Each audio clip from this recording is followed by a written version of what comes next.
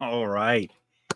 Well, once again, it's time for us to talk about the latest things that are interesting to me in the world of AI. And today, I got a wonderful gift. Just a couple of minutes ago, I discovered this new release by the Grok team at x.ai. And this is a really interesting development.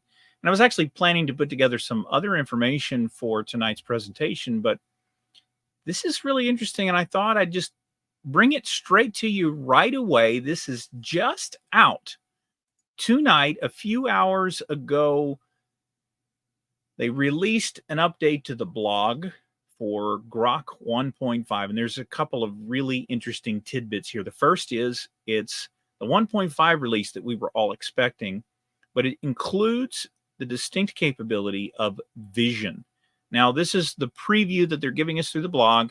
We don't have access to the model yet. I know that's going to come, but they did release something else with this blog post, and that is going to be one of the main things that I would like to talk to you about tonight.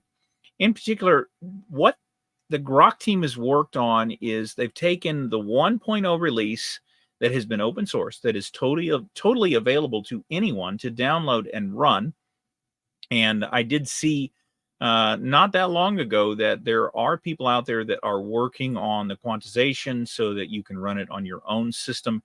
It does take quite a bit of horsepower to run with what they released. And it is available in a few places for you to play with. But while they have released that 1.0 version, they've continued to iterate and develop. And as a part of that release, they also recently announced that 1.5 was coming. So we've been expecting an announcement, and I imagine that any time now, those folks that have an X ID and a subscription that includes the use of Grok, they'll get access to this model.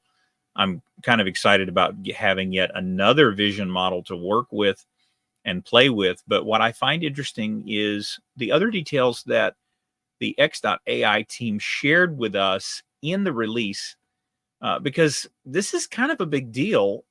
We don't have just a ton of benchmarks. In fact, you might say that some of the benchmarks that we have are very interesting. And what we've constantly seen is, to a certain extent, the benchmarks are being gamed.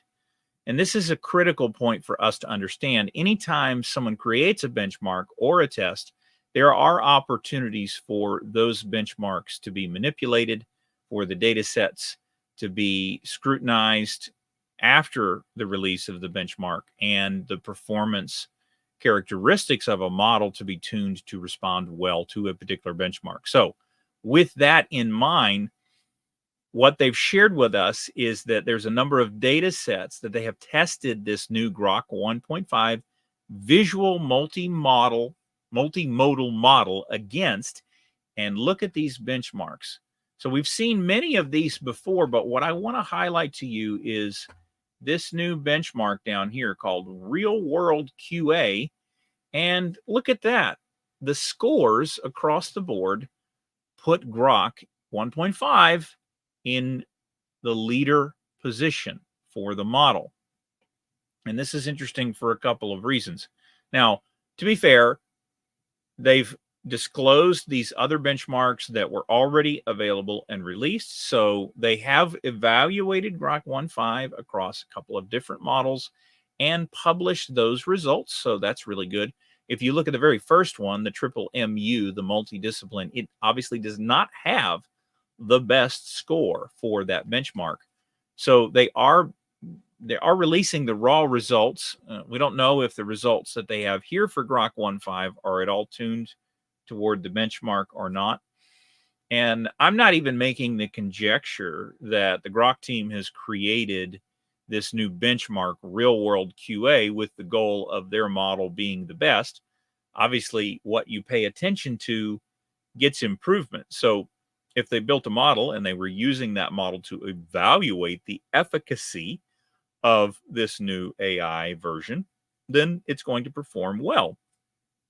You don't necessarily have to engineer it to perform badly on the other competitors to that model. But here we have the other visual models that I have personally been playing with quite a bit. The visual version of GPT-4, Claude 3 Sonnet, Claude 3 Opus, and Gemini Pro 1.5. And I've gone on the record.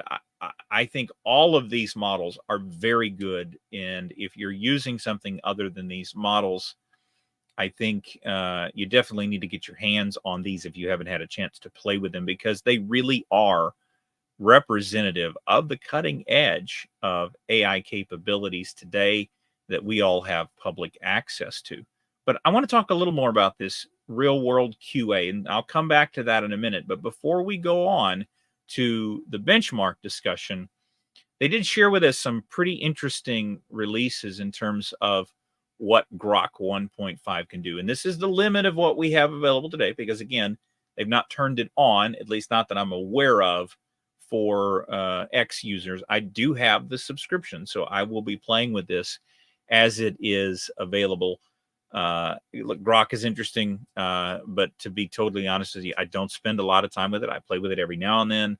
I run it to look for interesting shares on the X website. It is useful to me for that, but that's kind of the limit of its utility for me right now. So I'm actually really looking forward to getting my hands on this release, and particularly the addition of visual, which is very important in a place like X, because so often users are publishing content and they're using images to communicate the message. So the fact that this model can understand and leverage all of that data is absolutely essential to the capability. So really excited about seeing this. So here's a good example. They've actually taken a graphic that's written on a whiteboard, and they've asked it to translate it into Python. So obviously it's taking the visual input in, and it is understanding not only the image and the shape and the lines, but also the text that is written on this diagram.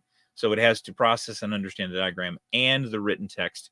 And of course, because it's not typed, it has to do some amount of optical character recognition. Obviously, it's understood that, and it's written code here into a Python program, albeit not very large, simple enough, but I think this bears a look. I mean, it has done what it was asked to do in this case. So really, really noticeable results there. I'll take it. That's very interesting. And they provided us with a number of these samples. So I'm just going to click through each of these to share them with you. In this case, they've taken the nutritional information off of a box that you might acquire at the grocery store. It is able to understand each of the numbers and conceptualize the details that are around that, because what it is asking is, what are the calories in 5 slices of this? Obviously, there's a couple of important things that are happening here. This is a word that is used to refer to the picture, so it's having to understand the context. It is breaking down the words and understanding that, and then it's doing some mathematical functions in order to take this nutritional information and turn that into a total caloric number across the 5 slices, because the serving size is 3 slices, and it's done it accurately. So this is pretty good. I think that's an impressive example. All right, let's keep going here. So now we've got a drawing of a bedtime story. The interaction, the prompt that goes with this photograph of a sketch that a youngster has put into a notebook.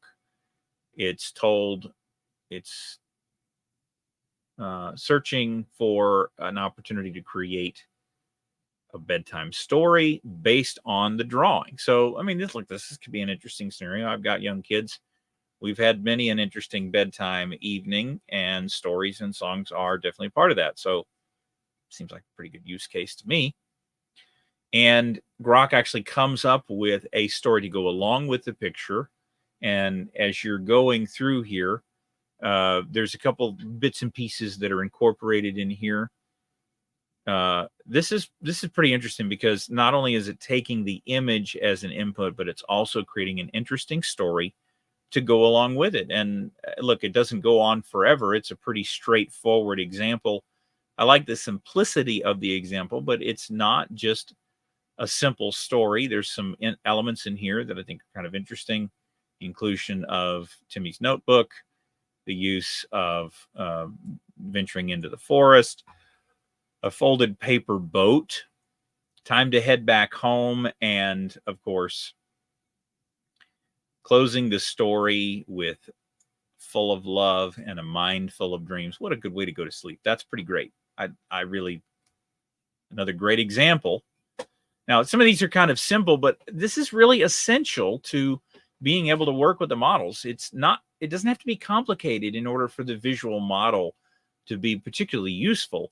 And when we're talking about understanding social media posts, sometimes things can be very simple, but if you follow memes, things get to be a little bit more complicated. So I'm kind of hoping we're going to see something about a meme show up in these examples. I think I'm going to be disappointed, but this is as close as we're going to get for now. Right now, we have an image of startups versus big companies and who's doing the work, and it is examining the humor. Now, I wouldn't necessarily call this a meme, but it is something that is assigning a semantic meaning to an image that is not the obvious, straightforward extrapolation of the picture unto itself. So it's understood that there's some humor in the image, and that it's a contrast, and that it applies to how those organizations work. And it's provided that example here for us. And I think what's nice about this is all the user has to say is, I don't get it, explain it to me. Look, I will be honest and admit, there's been more than a time or two that I've come across a meme or a graphic like this, and I've not understood it, and I've needed a little bit of help. It's actually one of the really great things about these large language models. I can show up and not feel as much the imposter syndrome because I can use the AI to help inform my understanding. So this is absolutely a valuable use case to demonstrate, even if it's not really as much a meme as I was kind of hoping for. Here we have a table that is a graphic, and it can be extrapolated into a CSV file. Can't tell you how much of my life I've wasted looking at a graphic and translating that into actual text because the file format didn't work, or it didn't have exactly the information I was looking for. The utility here is tremendous. So this is probably a favorite use case of mine because there's so many automation opportunities that come out of taking information out of an image that traditionally for automation purposes it would have to be formatted or structured in some meaningful way. So continue to add the ability for these large language models to take unstructured data, which would be a graphic in this case, and turn it into something more formal and structured so that we can use it in a downstream function. And just looking across this, it's accurate, right? I mean, there are no noticeable mistakes in the information that we're looking at here. It has extracted all of the title headings, and it has taken both numbers and letters to form words. It's incorporated and used both dashes and commas as well as apostrophes. And what I like about this extrapolation, of course, is the 1, 2, and 3 at the very beginning of the data set is actually inset into a circle, and it's extrapolated that only the number value is really essential or important here. So good example. Very cool. And then look, there's all kinds of pictures that are on the internet that represent all kinds of things. And it's not uncommon for us to try to figure out, is this something I should be worried or concerned about? Is this something that bears a deeper investigation? This one's kind of interesting because it's not a picture that is filled with context. And as you can see here, Grok is using the context that it's given in the prompt to respond. And in this case, it's given the photograph, and the context is these are screws in the deck. So if this were the picture of something that were probably more essential infrastructure, perhaps the answer might be a little different. What we don't know from the context that's given here is this a deck that's 6 inches off the ground, or is it a deck that is several stories in the air? Well, I think that might change the answer, and it does not seek any sort of clarification there. That is one of the things that I'm looking for in the more mature models, is that it's giving an answer without asking additional questions. I really like some of the things that I've seen over time with Perplexity's Pro capability, because a lot of times I am giving it a pretty simple prompt that's not full of all of the information that it might need, and Pro will step in and actually ask clarifying questions before it gives an answer. So there's always room for improvement here, but given the context that it's been provided, it gives a pretty good answer. It says, hey, this could be a thing. You probably need to think about replacing these, but you also want to be sure to consult with a professional. I do think that that is a great response. And there's obviously some amount of alignment that's been done there, because it's giving somewhat of a back off response and making sure that there's some safety elements included in the answer. But I think that's a well-formed response. I like it. And then, of course, where would we be without using large language models for coding problems? I think, look, this is fundamental to your traditional coding experience. And this is one of those kinds of things where you have a given problem that's shared out there for a variety of reasons, whether it's to learn to code, whether it is giving a test. This looks like it is a solution test that is typically handed out to a programmer to validate that they actually know how to use the language. There's a lot of mathematical manipulation that has to go on here, and you can see that it is taking, it's creating a reasonable function. It is putting a range on there, and it's using the continue command to break out on an as needed basis, and then it is running through all of those sets of numbers. Look, this is pretty good. And honestly, this is the kind of code that I hate to write. I just have to be honest. This is really a lot of back and forth math. There's a lot of edge cases to consider here. Obviously, I haven't run the code, but I think this is a good example that it is able to understand the context of the question and actually turn that into code. So another good answer here. And I think that's what we would expect, right? For a blog post that is touting the capabilities of a new model, it's not common for these kinds of situations to always, at the very first, represent the mistakes or the failings of the model. Obviously, we know it is not a perfect model because we shared the benchmarks, right? Anything less than 100 means it's not perfect. I don't like to see hundreds on benchmarks, because it means that we're hitting the top of the benchmark and we can't really understand how good it is.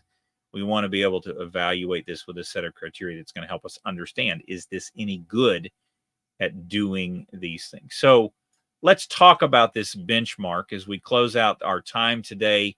We'll have a shorter session. Real world understanding. So this is the new model that the Grok team is sharing with us in this post. And I do mean literally sharing it with us, because look down here, they have made the model available and they're releasing it to the community. It is released under a Creative Commons license, so you're able to go out there and grab it. They provided a download link to the data set so you can begin examining exactly what it was that they are testing their model against.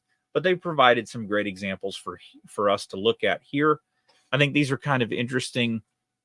And look, I'm not an expert at testing these models, so consider my examination here with a grain of salt, but I think these are kind of interesting. I've not seen this kind of thing before. I've not done rigorous examination, but I kind of like what I'm seeing here. The first example is a set of objects, and it's asking about size relativity. In the second image, we're looking at traffic, and it's actually asking what can be done from this location. And it's using the information that is in the photograph to determine the actions that are possible to be taken. This requires a deeper level of understanding, not just representing the vehicles in the picture, but also reading the sign and understanding that there is a traffic light and an intersection ahead. That's pretty good. Then we have another image here where we're looking at the front view inside of a car, trying to understand the spatial relationship and possibility. Of course, this is very relevant to the self-driving car scenario. And it is actually saying, yes, it does have enough room. And then, of course, the last image here, they're having a little bit of fun. A dinosaur and the direction. So it's using the compass output of the iPhone in relation to the dinosaur to determine that. So the model is having to understand everything that's in the picture, as well as the positioning in that picture in terms of the way the phone is facing, the way the dinosaur is facing, and then doing some calculation to understand which direction it's actually facing. So I think these are interesting photographs to plug into a model. So it seems to be a pretty well put together thing just from the example data set that we see right here. This is going to be interesting because now what we will ostensibly see happen here is a validation of these benchmarks against the other models that are available. What we want to see in the benchmark space is when you get a benchmark like this that's been published, others can validate a similar benchmark value across the other models. So I fully expect the experts and professionals that are behind GPT-4V, Claude, and Gemini will take this information and begin building their models or testing their models against this data set. Anytime we can improve the data set that we're using to tune and build models, I think that's a good thing. So I definitely welcome the additional benchmark, and I think that it looks like they've done a great job of putting this together. And as usual, they're thinking about the future. How can they continue to improve this? How can they find people that can help them grow? And they're looking for folks that want to join the x.ai team. I think that is admirable. Look, we all want to level up, and finding people that can help us do that is absolutely essential. So I'm kind of excited about this release. I was able to see the tweet and act upon it. I really like getting to discover these new things, and it was fun to jump into this with you all tonight.